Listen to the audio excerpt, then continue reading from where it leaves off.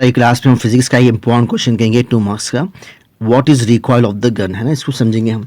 Recoil of the gun किसको बोलते हैं? देखिए, सबसे पहली चीज़ क्या है, सपोज हम एक गन से जो है एक बुलेट फायर करें तो जाहिर बात है bullet goes in the forward direction, तो एक्शन एंड रिएक्शन होता है ना।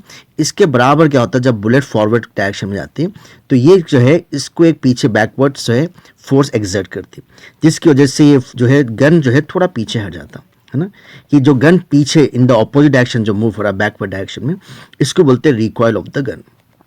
रिकॉइल ऑफ गन यानी बुलेट सामने जाएंगी, for every action there is an equal and opposite reaction, तो रिएक्शन की वजह से गन पीछे के साइड जाएंगी। गन जो है बुलेट पे फोर्स फॉरवर्ड डायरेक्शन में देंगे और बुलेट जो है फोर्स जो है गन को बैकवर्ड डायरेक्शन में आएंगे। दिस इज ड्यू टू, याद रखना ये कॉन्सेप्ट क्या आता है, इसको बोलते हैं law of conservation of energy, conservation of momentum, sorry, law of conservation of momentum.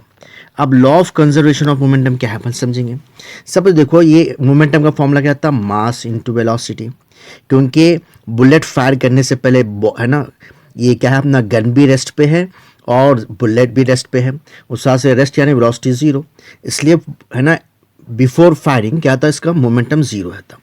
Before firing momentum क्या था, suppose P1 equals to zero ले लो। अब आफ्टर फायरिंग भी मोमेंटम जीरो है ना। सपोज आफ्टर फायरिंग देखेंगे हम क्या होता, क्या था, मोमेंटम का फॉर्मूला क्या था, मास इनटू वेलोसिटी।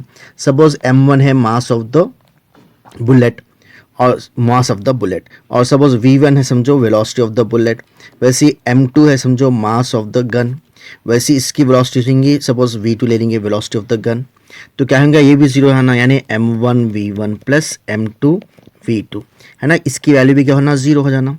इसमें से काम को ये इधर ला लो, तो m2 v2 equals to minus m1 v1, ये m2 इधर लेके चलो तो क्या आएगा, v2 equals to minus v1 m1 v1 by m2, है ना। ये क्या है, वेलोसिटी ऑफ द गन। ये माइनस का मतलब क्या है, ऑपोजिट डायरेक्शन में सा वेलोसिटी है ना, जब माइनस यूज करते हैं तो opposite direction, therefore the velocity of the gun क्या रहेगा, इसकी ऑपोजिट डायरेक्शन में रहेगा velocity of the bullet, sorry velocity of the gun. इसी को बोलेंगे हम रिकॉइल ऑफ द गन।